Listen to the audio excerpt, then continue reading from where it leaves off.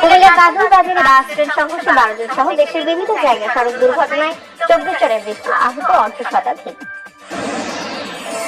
কুমিল্লার train bus সংঘর্ষে এবং হবিগঞ্জ সহ দেশের বিভিন্ন স্থানে দুর্ঘটনায় হতাহতের ঘটনায় গভীর শোক ও দুঃখ প্রকাশ করেছেন প্রধানমন্ত্রী তারেক রহমান।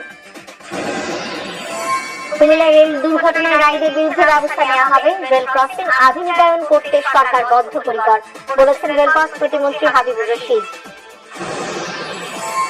ঈদের পরদিনও ট্রেন ও বাসের যাত্রীদের ভিড়, ঢাকা থাকছেন অনেকে, ফিরছেনও কেউ কেউ। ইনকিলাব মঞ্চের মুখপাত্র শরীফ ওসমান হাদি হত্যা মামলার প্রধান অভিযুক্ত ফয়সাল করিম মাসুদ ও তার সহযোগী আলমগীর হোসেনকে কলকাতার কারাগারে প্রেরণ। ইরান যুদ্ধ পরিস্থিতি নিয়ন্ত্রণ বাংলাদেশের হাতে নেই, যুদ্ধ দীর্ঘায়িত হলে দেশের অর্থনীতির উপর চাপ বাড়বে, বলেছেন অর্থমন্ত্রী আমির খসরু মাহমুদ চৌধুরী।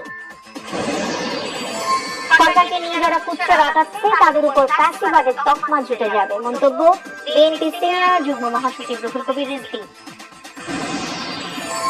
গণতন্ত্রের সৌন্দর্যের জন্য হলেও সংবিধান সংস্কার প্রয়োজন, বলেছেন সংসদে বিরোধী দলীয় নেতা ও জামায়াতের আমির ডাক্তার শফিকুর রহমান।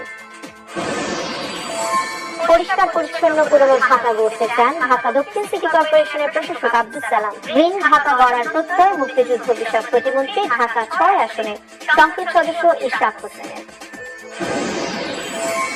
মেট্রো রেলে পরিবার পরিজন নিয়ে বিনোদন কেন্দ্রগুলোতে যাচ্ছেন মহানগরবাসী, ঢাকায় যাতায়াতে এসেছে আরো স্বস্তি।